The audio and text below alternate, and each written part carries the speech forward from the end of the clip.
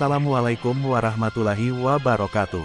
Sahabat semua, berjumpa lagi di channel Pak Ali Sanggau, channelnya para pecinta sejarah.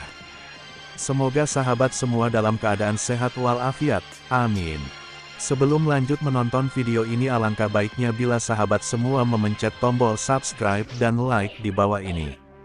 Pada video kali ini mengisahkan tentang sejarah Kerajaan Blambangan.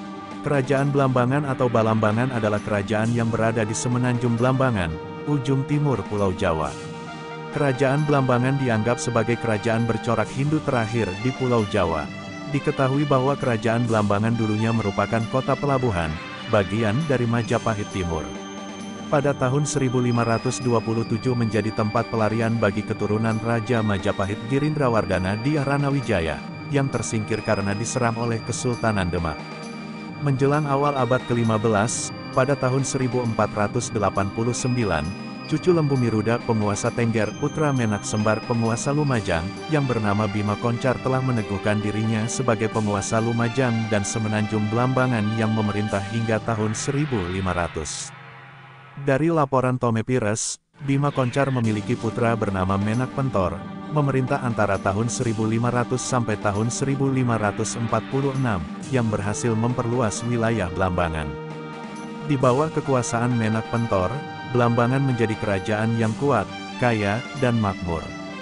Wilayahnya meliputi Lumajang di bagian selatan dan Panarukan di utara, hingga ujung timur Pulau Jawa.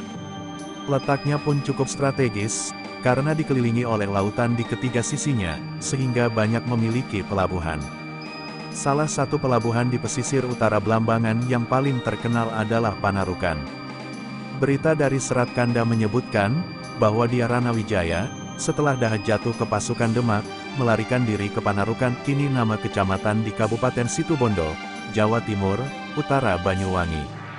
Panarukan sendiri ketika itu merupakan sebuah pelabuhan yang cukup ramai dan sejak abad ke-14 telah menjadi salah satu pangkalan kapal terpenting bagi Kerajaan Majapahit, dan menjadi salah satu persinggahan bagi kapal-kapal yang hendak melanjutkan pelayaran ke Maluku untuk berdagang rempah-rempah. Dengan tibanya di Ranawijaya di kota pelabuhan ini, wilayah Panarukan bisa dianggap sebagai kelanjutan Kadiri.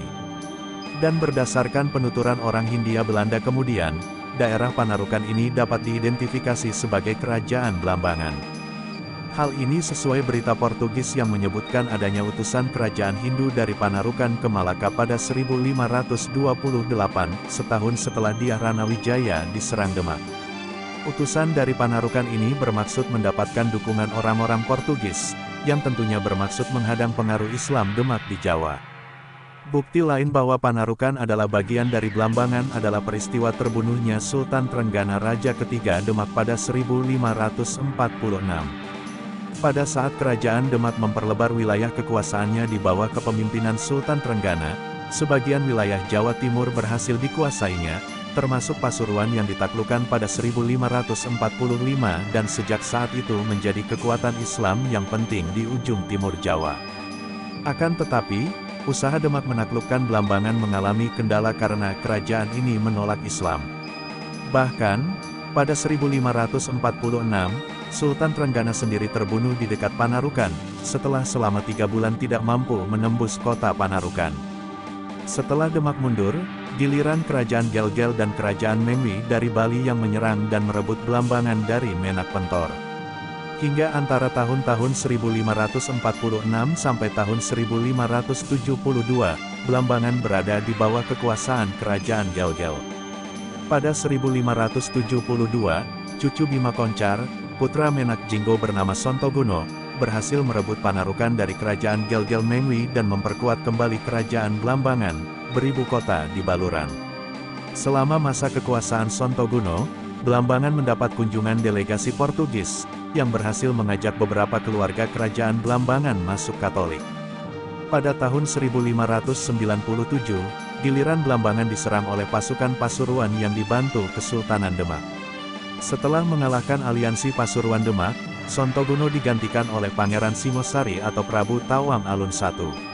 Kemudian pada tahun 1638, giliran Kesultanan Mataram menyerang dan menduduki Blambangan, hingga membuat Tawang Alun I terpaksa melarikan diri, sedangkan putra mahkotanya, Mas Kembar, menjadi tawanan. Di bawah kekuasaan Kesultanan Mataram, pada tahun 1645, Mas Kembar naik tahta dengan gelar Prabu Tawang Alun II. Blambangan kembali menyatakan diri sebagai wilayah yang merdeka, dan akibatnya pertempuran antara Mataram dan Blambangan pun terjadi kembali, dan berakhir dengan kemenangan Mataram. Menyebabkan Tawang Alun II melarikan diri dan pada tahun 1649 memindahkan pusat kerajaan Blambangan ke wilayah selatan, ke daerah Macan Putih dan pelabuhan utama Kemuncar. Di bawah pemerintahan Tawang Alun II, kerajaan Blambangan maju dengan pesat di mana kekuasaannya menyatu dari Bali, Banyuwangi, Jember hingga ke Lumajang. Kemudian, usaha para penguasa Mataram dalam menundukkan Blambangan mengalami kegagalan. Hal ini mengakibatkan kawasan Blambangan dan Banyuwangi pada umumnya tidak pernah masuk ke dalam budaya Jawa Tengah.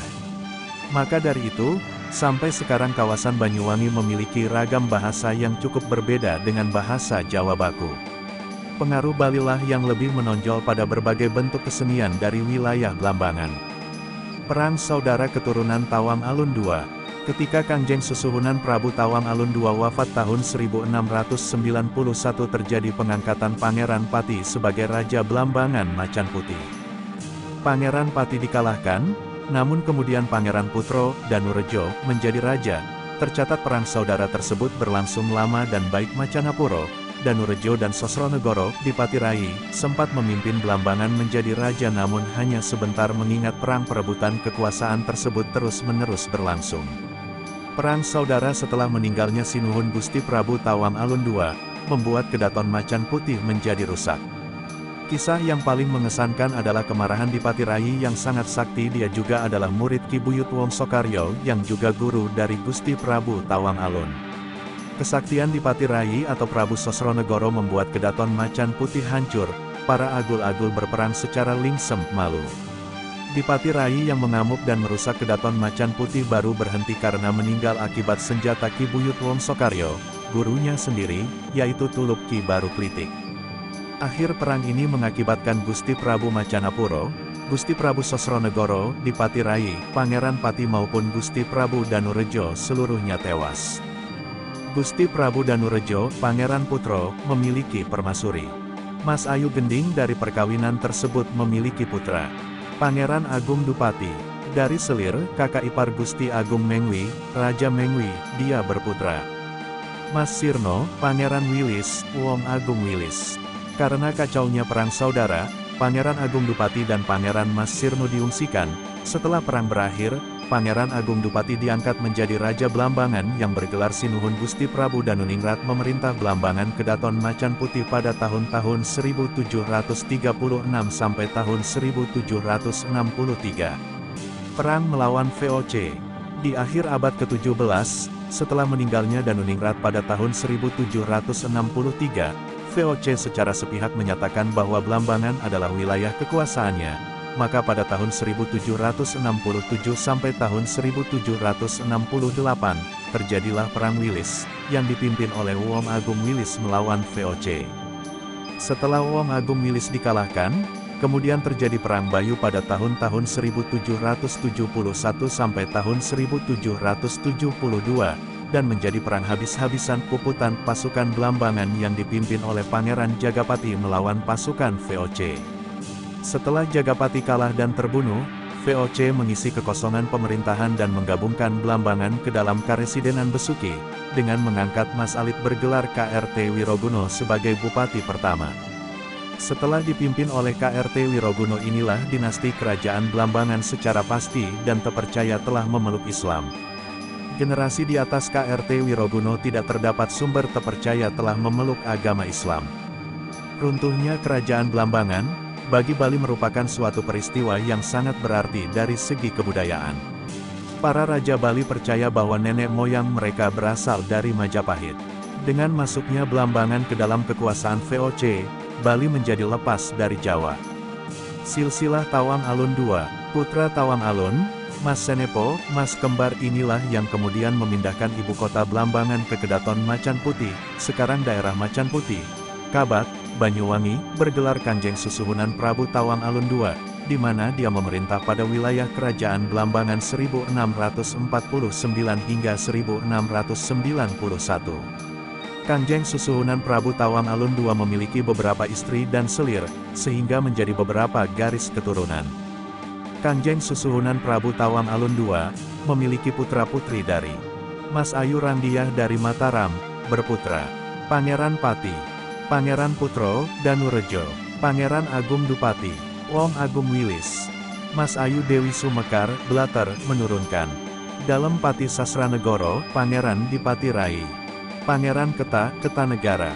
Dalam Agung Macanapuro, Pangeran Macanegara. Pangeran Gajah Binarong. Dari para selir menurunkan. Mas dalam Jurang Mangun, Mas dalam Puger, Mas dalam Kijaningrat, Mas dalam Wiroguno, menurunkan. Mas Bagus Puri, menurunkan. Mas Rempek, Pangeran Jagapati. Mas Suratman, Mas Alit Temenggung Wiraguna I, Bupati Banyuwangi pertama. Mas Talib Temenggung Wiraguna II, Bupati Banyuwangi kedua.